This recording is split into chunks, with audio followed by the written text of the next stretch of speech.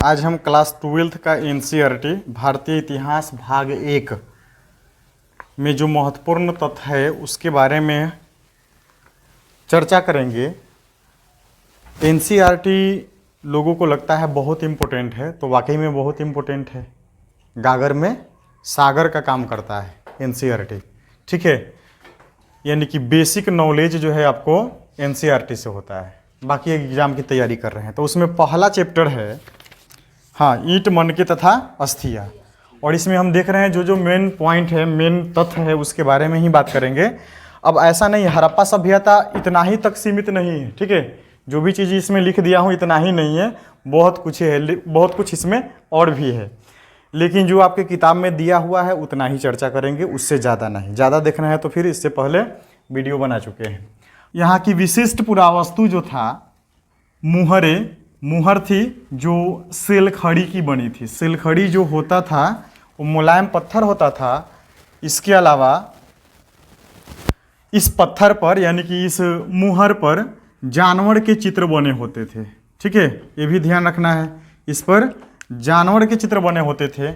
अगर हम काल की बात करें हड़प्पा सभ्यता का, देखिए पहले का जो इतिहास था लगभग माना जाता था वैदिक सभ्यता तक। जैसे ही सभ्यता की खोज हुई तो पता चला कि भारत का इतिहास जो है और पुराना है, तब से हम इसको पढ़ने लगे। इसका काल जो है इसमें एनसीईआरटी में 2600 ईसा पूर्व से 1900 ईसा पूर्व दिया हुआ है, ठीक है।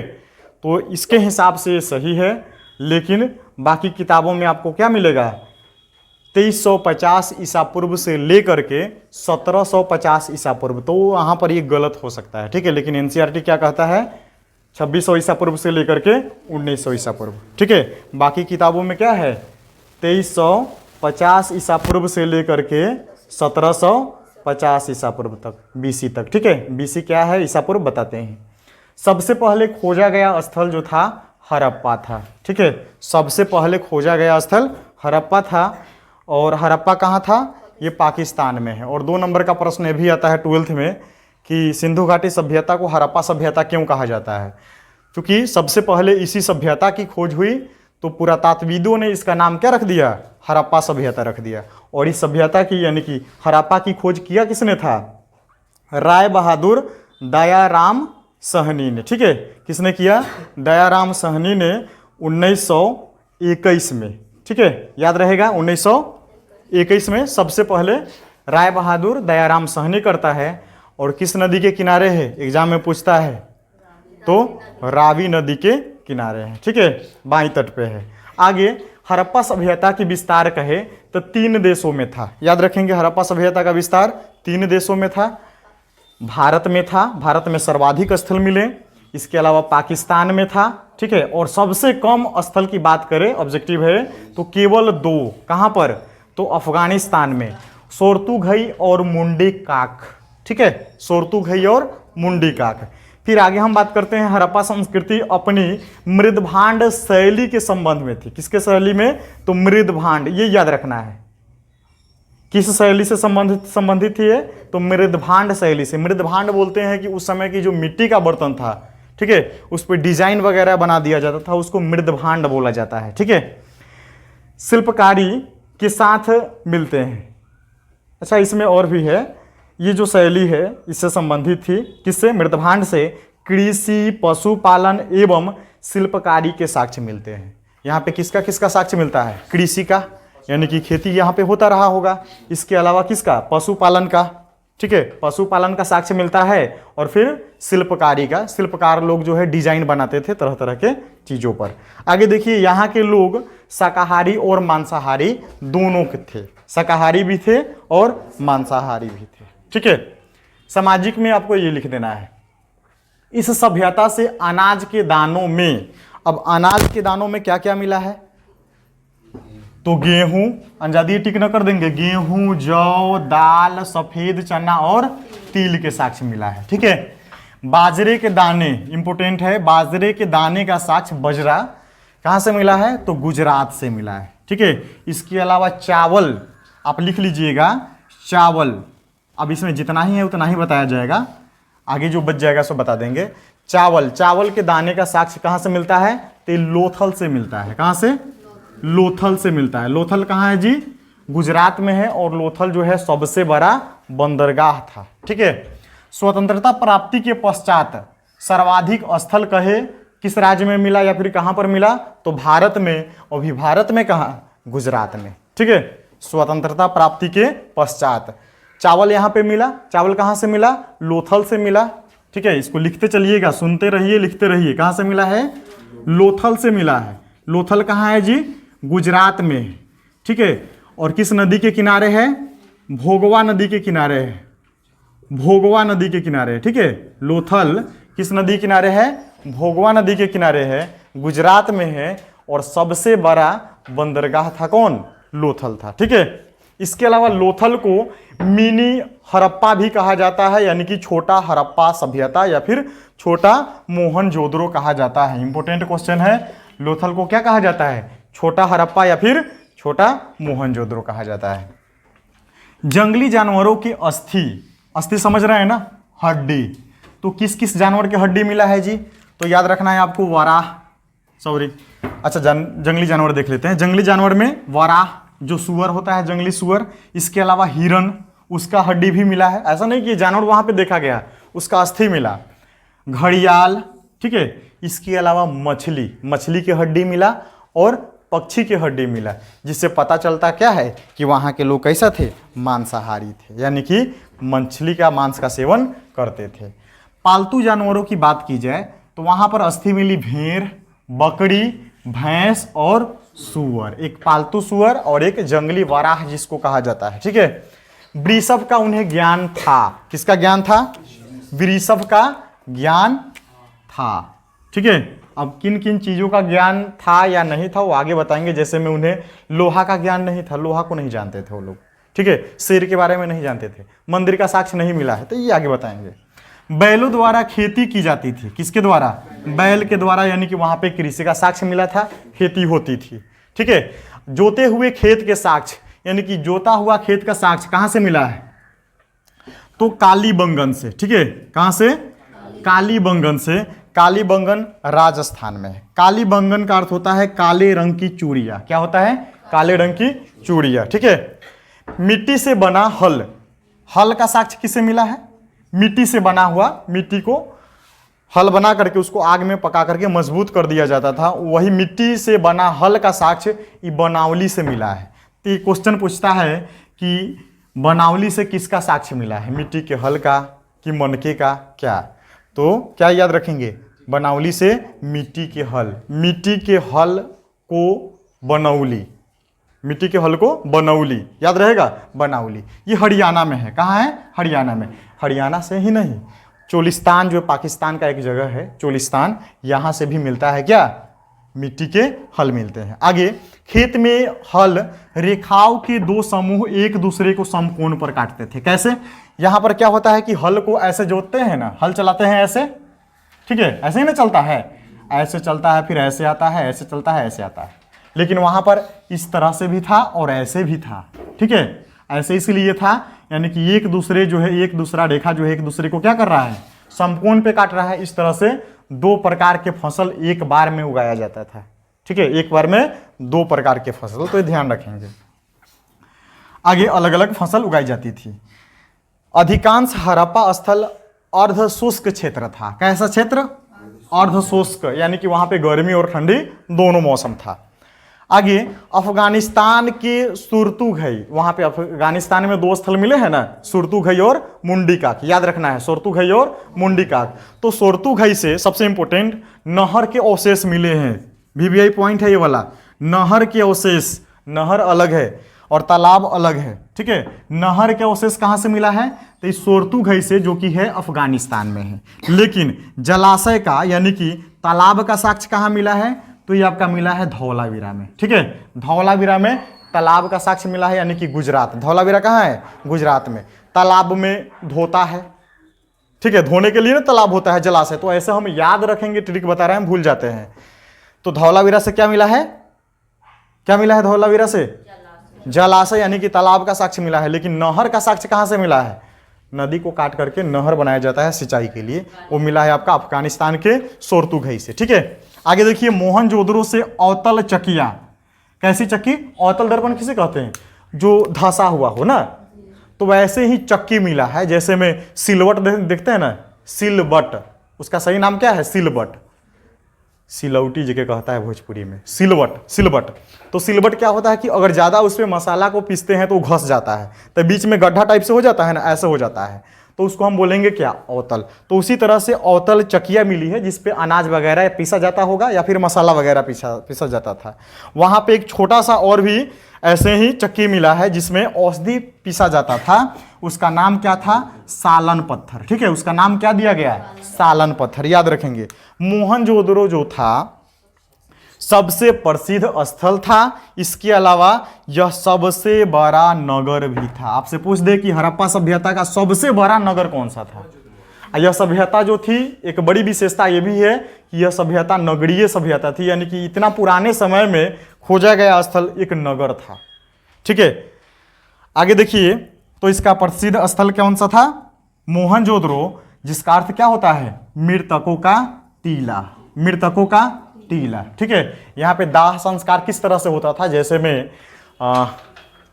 पारसी लोग, ठीक है, वो साइलेंस टावर, क्या नाम है उसका? साइलेंस टावर होता है ना, जहाँ पर लाश को लेकर के छोड़ दिया जाता है, चील कौवा नोच करके उसको खा जाता है, उसके बाद में जो अवशेष बचता है उसको लेकर के अंतिम संस्कार करता है। मोहनजोदड़ो में इसी तरह से था, मृतकों का टीला। ठीक है, मूवी देखे हैं ऋतिक रोशन का मोहनजोदड़ो, तो उसमें उसके बाप को पहले वहाँ पे टांग दिया जाता है, और चील कौवा उस मांस को नोच लेता है, केवल हड्डी कंकाल बचा होता है, तब उसका लेकर के दाह संस्कार करता है। ठीक है, वो मोहनजोदड़ो की बात है, मूवी देख लीजिएगा एक बार। क्या है? मृतकों का टीला। सिंधु के दाईं तट पर स्थित है। कहाँ है ये? सिंधु के दाईं तट पर। लेकिन हड़प्पा कहाँ है? ये जो है किसके बाईं तट पे? रावी के बाएं तट पे, आई सिंधु के दाएं तट पे। ठीक है, इसका खोज किसने किया था? आर.डी. बनर्जी, यानी कि राखल दास बनर्जी 1922 ईस्वी में किया था। यहां तक ठीक है? चलिए आगे बढ़िए, अब चालू है। चलिए सुनिए, आगे देखिए। समय जो होता है कभी कभी समझ में नहीं आता है, कहीं पर बीसी लिखा होता है, बीसी, बीसी जो होता है,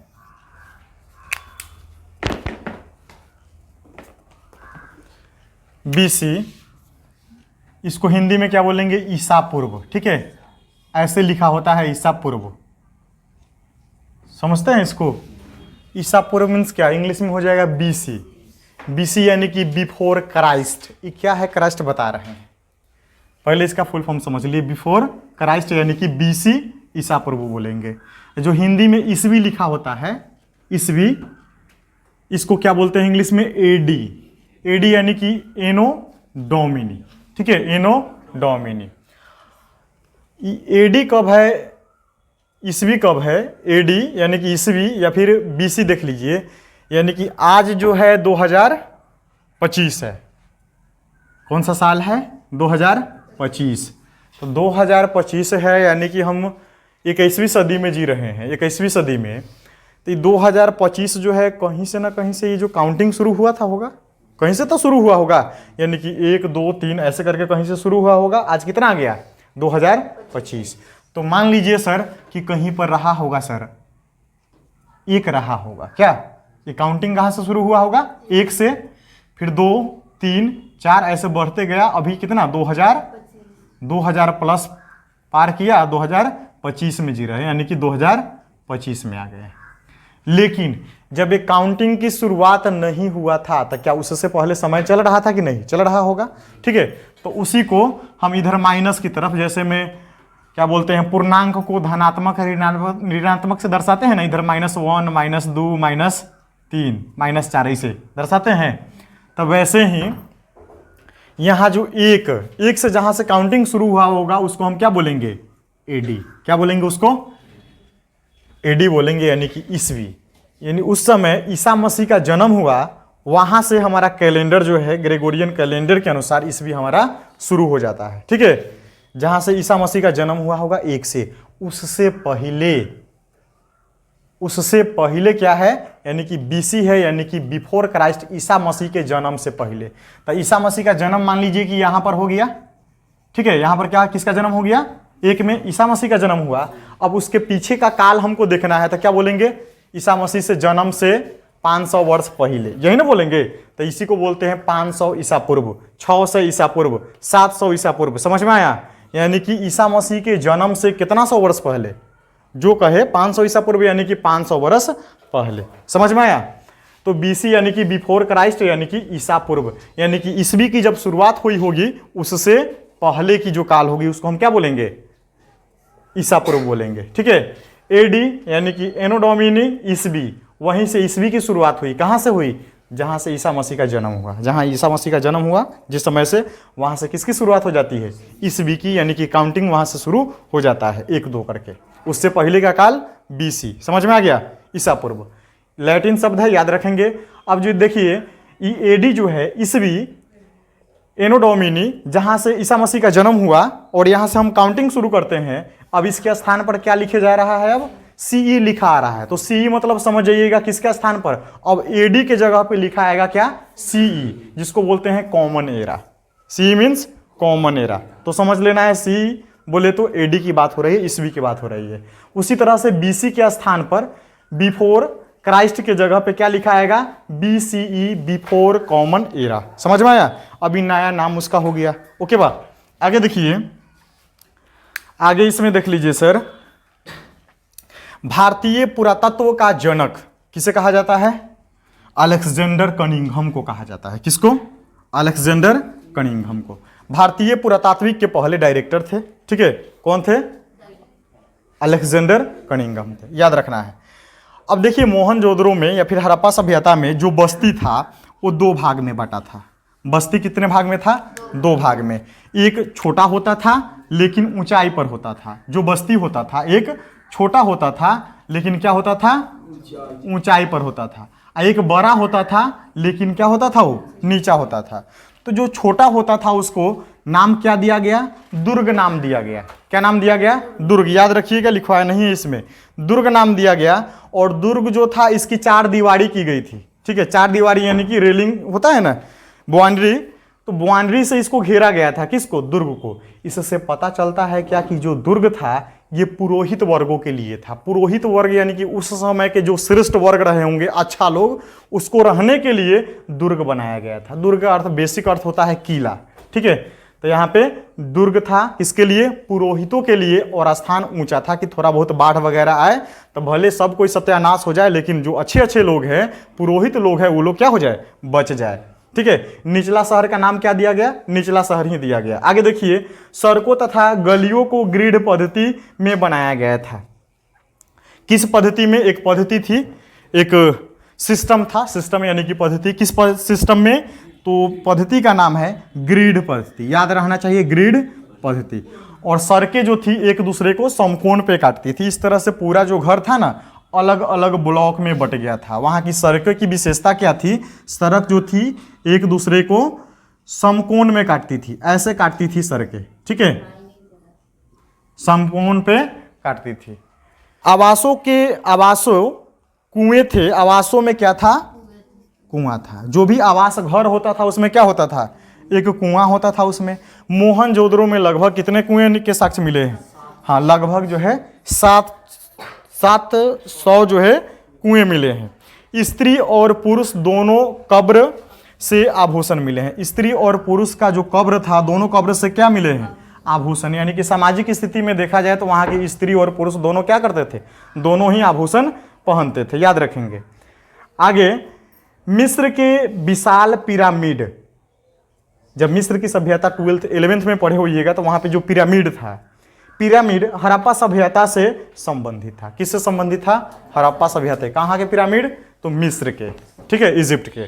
आगे देखिए, चहुंदरों से मनके का कारखाना। आपसे पूछ दे कि मनके का कारखाना कहाँ से मिला है? मनका बनाने की फैक्ट्री का साक्ष्य कहाँ से मिला है? चहुंदरों से। ठीक है, मनका छोटे छोटे गुड़िया होता था मिट्टी का या फिर पत्थर का। शंख की कटाई की जाती थी वहां पर। धातु कर्म यानी कि जो भी धातु होता था उसका काम किया जाता था। धातु में इन्होंने नया धातु बनाया था। क्या नाम था उसका? नया धातु का निर्माण इन्होंने किया था, उसका नाम था कांसा। क्या नाम था? कांसा। इनको लोहा का ज्ञान नहीं था, कांसा धातु बना लिया। कैसे? तो कांसा बनाया, तांबा को मिला दिया और टीन को मिला दिया। ठीक है, ये पूछता है एग्जाम में कि कांसा जो है किससे बना होता है, तो कांसा बन ब्रॉन्ज जिसको बोलते हैं, तांबा और टीन से मिलकर के क्या बनता है, कांसा बनता है। तो इन्होंने नया धातु का आविष्कार किया, क्या, कांसा बनाया, ब्रॉन्ज बनाया। ठीक है, आगे देखिए, वहां पे मोहर का निर्माण होता था, सील, बाट बनाया जाता था, ये सारी चीजें कहाँ होती थी, चनहुदरों में। नागेश्वर और बालाकोट, ये 2 पॉइंट याद रखिए, नागेश्वर और बालाकोट ये कहाँ पर था, तो समुद्र के किनारे। कहाँ पर था ये, समुद्र के किनारे। यहाँ से ये शंख का केंद्र था, यहाँ से शंख की बनी वस्तुएं जैसे में चूड़ी हो गया, करछिया हो गया, पच्चीकारी हो गया, ये सब उस समय का जो उपकरण रहा होगा छोटा छोटा, ये सब चीजें जो है किससे बनाया जाता था, शंख से। और शंख का स्रोत कहाँ से था, कहाँ से लाया जाता था, नागेश्वर और बालाकोट से क्या लाया जाता था, शंख। याद रखेंगे। नीले रंग के कीमती पत्थर, नीला रंग के जो कीमती पत्थर था जिसका नाम क्या था, लाजवर्धमणि। तो पूछ दे कि लाजवर्धमणि जो है किस रंग का था, नीले रंग का था। ये कहाँ से लाया जाता था, सोर्तुघई से लाया जाता था। सोर्तुघई कहाँ है जी, अफगानिस्तान में, है ना। ठीक है, सोर्तुघई कहाँ है, अफगानिस्तान में। आगे नहर का साक्ष्य यहीं से मिला है, सोर्तुघई से। आगे देखिए, राजस्थान का खेतरी, खेतरी से क्या लाता था, तांबा। खेतरी एक जगह है राजस्थान में, वहां से क्या लाता था, तांबा। एग्जाम में पूछता है खेतरी कहाँ से, खेतरी से क्या लाता था, तांबा। और इसके अलावा तांबा पूछ दे कि मनुष्य द्वारा सबसे पहले किस धातु की खोज हुई थी, मनुष्य द्वारा सबसे पहले तांबा की खोज हुई थी। ठीक है, कॉपर जिसको बोलते हैं, तांबा की खोज।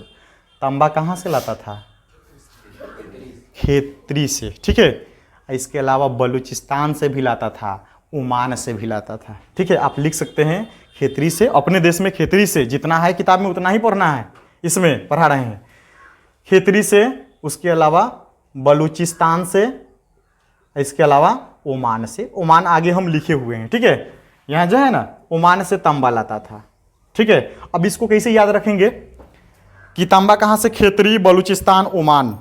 तांबा कहाँ, तांबा गए खेत में खोदने, खेत को खोने तो खेतरी, ओमे तो ओमान हो गया, ओमे से ओमान, ओमे से बालू निकला तो बलूचिस्तान हो गया।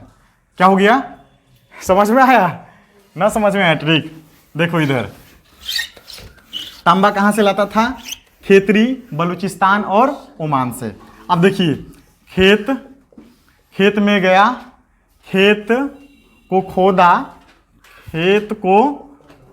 खोदा, हम लोग बोलते हैं ओमे, माने उसके अंदर, ओ में बालू निकला, कथी निकला, बालू निकला। अब देखिए किस लिए खोदा खेत को, तांबा के लिए। तो खेत से खेतरी, खेत को खोदा, ओमे माने ओमान, हाँ, बालू से हो जाएगा बलूचिस्तान। ठीक है, ये तीनों से कहा लिया जाता था, तांबा लाता था। आगे, खेतरी क्षेत्र में मिले साक्ष्य को नागेश्वर जोधपुरा संस्कृति नाम दिया गया। इंपॉर्टेंट है कि खेतरी क्षेत्र में जो भी साक्ष्य मिला था उसका नाम क्या दिया गया, नागेश्वर और जोधपुर संस्कृति नाम दिया गया। मगान शब्द ओमान के लिए प्रयुक्त होता था। ओमान को क्या कहा जाता था, मगान। ठीक है, इसके अलावा मेसोपोटामिया के लेख हड़प्पा के लिए दिलसुन, क्या किस शब्द का प्रयोग किया गया, दिलसुन, मगान, दिलमुन, मगान किसके लिए था, अफगानिस्तान, ओमान के लिए भी था। ठीक है, दिलमुन, मगान, इसके अलावा मेलुहा। तो मेलुहा बार बार पूछता है, मेलुहा शब्द का प्रयोग किया था। मेसोपोटामियाई मिथक क्या बताता है कि तुम्हारा पक्षी जो है, हाजा पक्षी, उसका आवाज जो है राजप्रसाद तक सुनाई देता था, ऐसा बात बोलता है। ये हाजा पक्षी क्या था, याद रखेंगे इतना ही, तो ये था मोर था। ठीक है, मेसोपोटामिया के लेख मेलुहा को नाविकों का देश कहता था। तो पूछ दे कि मेसोपोटामिया के लेख जो है नाविकों का देश किसे कहा, तो मेलुहा को कहा। ठीक है, मेलुहा को कहा। ओके बा, इतना याद रखना है। अब नेक्स्ट क्लास में बाकी देखेंगे, बेसिक है, खाली इतना याद कर लीजिएगा, सुन लीजिएगा कि आपका किताब खत्म हो गया। ऑब्जेक्टिव, इसके बाद क्वेश्चन आंसर लिखवा देंगे। आगे सिंधु सभ्यता में हम कुछ लिखवा दिए थे, आगे बात करेंगे सिंधु सभ्यता में चैप्टर 1 में पूछता है लिपि के बारे में कि हड़प्पा की लिपि कैसी थी। 2 नंबर में क्वेश्चन आता है, ऑब्जेक्टिव में भी आता है, ध्यान रखिएगा। हड़प्पा की लिपि थी भाव चित्रात्मक, ठीक है, यानी कि चित्र के माध्यम से लिखा जाता था। हड़प्पा की लिपि कैसी थी? भाव चित्रात्मक लिपि थी। इसको रहस्यमयी लिपि कहा गया। अब क्यों कहा गया, ये क्वेश्चन है कि मोहनजोदड़ो या फिर हड़प्पा की खोजी गई जो लिपि थी उसको रहस्यमयी लिपि क्यों कहा गया? इसलिए कहा गया क्योंकि इस लिपि को आज तक पढ़ा नहीं गया है, ठीक है, इसलिए इसे हम क्या बोलेंगे? रहस्यमयी लिपि बोलेंगे। यह लिपि जो है दाईं से बाईं ओर लिखी जाती थी, ध्यान रखेंगे। जिसे आज उर्दू लिखा जाता है ना, दाईं से बाईं इधर से लिखा जाता था। अभिलेख जब एक से अधिक पंक्ति का होता था तो दाईं से बाईं, फिर उधर से बाईं से दाईं, ऐसे करके लिखा जाता था। इधर से इधर, फिर इधर से इधर, ऐसे लिखा जाता था, ठीक है। तो लिपि के बारे में इतना ध्यान रखेंगे। लिपि कैसी थी? भाव चित्रात्मक, यानी कि चित्रात्मक तरीके से इस पे जानवर का चित्र बना होता था, ठीक है। और यह रहस्यमयी लिपि है इसलिए क्योंकि आज तक इसे पढ़ा नहीं गया है, इसलिए इसको हम आद्य ऐतिहासिक काल में रखते हैं, ठीक है। ऐतिहासिक काल बोलते हैं इतिहास का वह कालखंड जिसका कोई एविडेंस साक्ष्य मिला हो और जिसका लिखित साक्ष्य मिला हो और जिसको हम पढ़ सकते हैं और समझ सकते हैं। लेकिन इसका साक्ष्य मिला है लेकिन अभी तक हम इसको पढ़े नहीं है, इसलिए हम इस किस काल में रखेंगे? इसको आद्य ऐतिहासिक काल में रखेंगे। किस काल में रखेंगे? लिख सकते हैं इसको, ऑब्जेक्टिव है आद्य ऐतिहासिक, ऐतिहासिक काल, ठीक है। आद्य ऐतिहासिक यानी कि इसका साक्ष्य मिला है लेकिन हम इसको पढ़ नहीं पाए हैं। आगे देखिए, हड़प्पा से प्राप्त सबसे लंबे लेख, जो सबसे लंबा लेख वहां पे मिला उसमें लगभग 26 चिन्ह थी, ठीक है। उसमें चिन्ह कितना था? साइन कितने मिले हैं उसमें? 26 साइन मिले हैं। बाट चॉर्ट नामक पत्थर का बना होता था, इंपोर्टेंट है। जो नाप तौल की इकाई थी ना, विनिमय के लिए क्या करते हैं? नाप तौल करते हैं। तो उस समय जो नाप तौल की इकाई थी, जो बाट होता था, बाट किस पत्थर का बना होता था? चर्ट का। और बताए थे कि मोहर किसकी बनी होती थी? तो सेलखरी जो मुलायम पत्थर थी उसकी बनी थी, ठीक है। तो चर्ट हम याद रखेंगे, चर्ट नामक जो है पत्थर से बना होता था। सिंधु सभ्यता से प्राप्त पत्थर की एक मूर्ति मिली है, ठीक है। एक मूर्ति मिली है जिसमें दिखाया गया है कि एक पुरुष जो है, दाढ़ी वाला एक पुरुष है, उसको पुरोहित राजा की संज्ञा दिया गया। वो मूर्ति को बताया गया, क्या बताया गया? पुरोहित राजा की, शायद उस समय के वे राजा रहे होंगे, ठीक है। सभ्यता का अंत, किस तरह से सभ्यता का अंत हुआ? तो साक्ष्य के अनुसार, जो भी साक्ष्य एविडेंस है उसके हिसाब से लगभग 1800 ईसा पूर्व तक चोलिस्तान जैसे क्षेत्रों में अधिकांश स्थल जो है त्याग दिया गया था, यानी कि सभ्यता का धीरे धीरे क्या हो रहा था? अंत हो गया था। तो ये क्वेश्चन है 5 नंबर का, एग्जाम में पूछा जाता है, या फिर 2 नंबर का कि सिंधु सभ्यता के अंत का कारण बताइए। तो क्या लिखना है कि इसके कारण को लेकर के विद्वानों में क्या है? मतभेद है, सबका मत एक जैसा नहीं है। कोई विद्वान कहता क्या है इसमें कि जलवायु परिवर्तन हो गया, यानी कि जलवायु वहां की बदल गई। जलवायु समझते हैं ना, मौसम वहां का बदल गया, जलवायु परिवर्तन हुआ, इससे इस सभ्यता का क्या हो गया? नाश हो गया, यहाँ लोग मर गए। फिर दूसरा कहता है, दूसरा विद्वान क्या कहता है? वनों की कटाई, कि यहाँ के वन जो है ज़्यादा कटाया गया, वन की कटाई ज़्यादा हो गई जिसके कारण जो है मरुस्थल बढ़ते चला गया। और इसके अलावा उसके बगल में जो रेगिस्तान था वो धीरे धीरे जो है बढ़ते चला गया और फिर धीरे धीरे जो है मरुस्थल में बदल गया। अत्यधिक बाढ़, कोई कहता क्या है कि यहाँ पे बाढ़ आई और इस सभ्यता का अंत हो गया। सबका अलग अलग विचार है कि सिंधु घाटी सभ्यता में सिंधु जो प्रमुख नदी थी वो अपना धारा बदल ली और इस सभ्यता का अंत हो गया। मूवी में देखे हैं कि सिंधु नदी की धारा बदल जाती है तो सब लोग को लेकर के जो है ऋतिक रोशन पार कराता है, देखे है ना। तो वही बात है, उसमें अत्यधिक बाढ़ है, ठीक है। नदियों का सूख जाना, कोई कहा क्या है कि नदी सूख गया, यानी कि जल कम हो गई, या फिर कह लीजिए कि नदी अपना मार्ग बदल लिया। भूमि का अत्यधिक उपयोग हुआ, वहाँ की भूमि जो है ज़्यादा उपयोग होता था जिसके द्वारा वहाँ की उर्वर शक्ति जो होती थी भूमि की वो समाप्त हो गई। धीरे धीरे अकाल पड़ने लगा और अन्न बिना जो है वहाँ के लोग मारे गए और इस तरह से सभ्यता का पतन हो गया। ये विद्वानों का अलग अलग मतभेद है। आगे देखिए, 1900 ईसा पूर्व के बाद की स्थलों को, उसके बाद भी कुछ स्थल बचे रह गए, उसको क्या नाम दिया गया? उत्तर हड़प्पा नाम दिया गया। ठीक है, या फिर अनुवर्ती संस्कृतियां इसको कहा गया। 1900 ईसा पूर्व के बाद जो स्थल बच गए थे उसको नाम दिया गया उत्तर हड़प्पा या फिर अनुवर्ती संस्कृति कहा गया। आगे देखिए, भारतीय पुरातात्विक सर्वेक्षण के पहले डायरेक्टर, 1 नंबर का ऑब्जेक्टिव है कि भारतीय पुरातात्विक सर्वेक्षण के पहले डायरेक्टर कौन थे? कनिंघम थे। ठीक है, याद रहेगा, कनिंघम थे। 1924 में डायरेक्टर कौन बनते हैं? John Marshall. और इसी के नेतृत्व में जो है लगभग हड़प्पा स्थल की खोज होती है। ठीक है, हड़प्पा स्थल की खोज जो है लगभग इसी के समय, किसके समय? जॉन मार्शल के समय होती है। थोड़ा सा यहाँ पे कहानी है कि एक पहले ब्रटन बंधु था, 2 भाई 2 इंजीनियर था। उन्होंने देखा क्या कि हड़प्पा के इलाका में बहुत लोग थे, वहाँ से गिट्टी या फिर ईंट निकाल करके अपना घर बना लेते थे। इन दोनों भाई का, इंजीनियर था दोनों भाई, इसका ध्यान वहाँ पे गया, लेकिन बात को ज़्यादा उजागर नहीं किया गया, उभरा नहीं बात, वहीं पे उसको दबा दिया गया। फिर जब कराची से लाहौर, वही बात है, कराची से लाहौर के बीच में जब रेलवे ट्रैक बिछाया जा रहा था तब ये बात उभरी थी। फिर उसके बाद क्या होता है कि आगे बताएंगे इसमें 1900, हाँ, जॉन मार्शल जब आते हैं और जॉन मार्शल के नेतृत्व में दयाराम साहनी और कौन थे? राखलदास बनर्जी। ये दोनों के नेतृत्व में जो है इसकी खोज होती है। हड़प्पा की खोज करता है कौन? दयाराम साहनी, और राखलदास बनर्जी मोहनजोदड़ो की खोज करता है। एक देखिए इसमें the story of the Indian archaeology, ठीक है, पुस्तक है। इसको लिखा किसने है? तो एस.एन. राव ने लिखा है। पुस्तक का नाम क्या है? The story of Indian archaeology. इसमें क्या बताया गया?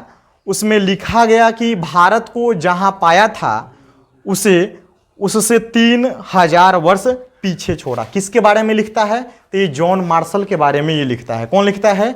एस.एन. राव लिखता है। किस पुस्तक में लिखता है? तो लिखता है the story of Indian archaeology में लिखता है, याद रख। 1944 में भारतीय पुरातात्विक सर्वेक्षण के डायरेक्टर कौन थे? R.E.M. हीलर। हीलर याद रखेंगे। 44 में कौन था? हीलर था। ठीक है, हीलर था, बोआ संयुक्त है, आधा बोआ है। ठीक है, हीलर था। अब आगे देखिए, सिंधु सभ्यता के जो लोग थे वे प्रकृति की पूजा करते थे। किसकी पूजा करते थे? प्रकृति की पूजा करते थे। प्रकृति की पूजा, प्रकृति समझ रहे हैं ना? नदियों की पूजा होती थी, पहाड़ों की पूजा होती थी, जंगलों की पूजा होती थी। इसमें जो है एक मूर्ति में दिखाया गया है कि गर्भ से जो है एक पौधे को निकलते हुए ऐसा मूर्ति को दिखाया गया है यहीं पर। वहां पर जो था एक श्रृंग वाला पशु जो है सबसे शुभ माना जाता था, इसकी पूजा की जाती थी। ठीक है, अगर मूवी देखे हैं तो उसमें भी उसके सपने में जो है एक सिंग वाला पशु आता है सपने में, कोई मूवी देखा होगा तो उसमें याद होगा, तो उसको जो है बड़ा शुभ माना जाता था। इसके अलावा आद्य शिव, एक ऐसी मूर्ति मिली वहाँ पर, कोई राजा रहा होगा या फिर कोई साधु संत रहा होगा जो बैठे हुए हैं, आसन पे बैठे हुए हैं, जिनके चारों तरफ क्या बना हुआ है? कुछ जानवर का चित्र बना हुआ है। ऐसी मूर्ति मिली है, हकीकत में नहीं है, मूर्ति मिली है जिसमें गेंडा है, हाथी है, हिरन है। तो इतिहासकारों ने इसका अर्थ लगाया कि शायद ये पशुपतिनाथ रहे होंगे, और उसको किससे जोड़ दिया? उसको शिव से जोड़ दिया। ठीक है, कि उस समय के शायद ये पशुपतिनाथ रहे होंगे और उस समय किसकी पूजा होती रही होगी? शिव की पूजा होती रही होगी। ऑब्जेक्टिव में पूछता है क्या भगवान विष्णु की पूजा होती थी वहां पर? तो नहीं होती थी। ठीक है, इसके अलावा ऋग्वेद में शिव को क्या कहा गया? रुद्र कहा गया। ऋग्वेद में शिव को क्या कहा गया? रुद्र कहा गया। और इसमें कुछ खास नहीं है। जल निकास प्रणाली के बारे में पूछता है तो उसको हम पढ़ा देंगे। जल निकास प्रणाली, सड़कें जो थी एक दूसरे के समकोण पर काटती थी, और नगर में जो है नालियों का जाल बिछा होता था। मतलब कि छोटा छोटा नाली जो है घर से निकल करके एक बड़े नालों में जा करके मिलता था। घर के जितना भी गंदा पानी होता था सब जो है उस नाली के माध्यम से बड़े नालों में मिलता था, और उस बड़े नालों के माध्यम से जाकर के शहर से दूर गिरता था। तो एक जल निकास प्रणाली वहाँ की सबसे विशिष्ट महत्वपूर्ण विशेषता थी वहाँ की। या फिर दूसरा विशेषता में ये नगरीय सभ्यता थी। नगर नियोजन इसकी प्रमुख विशेषता थी। ऑब्जेक्टिव में इतना याद रखेंगे, ठीक है। इसमें कुछ ज़्यादा खास नहीं था, जितना इस किताब में था उतना पढ़ा दिए हैं। अब डीपली पढ़ना है उसके लिए हम पढ़ा रखे हैं या फिर आपको पढ़ा देंगे, ठीक है। कहाँ तक ये फैला था।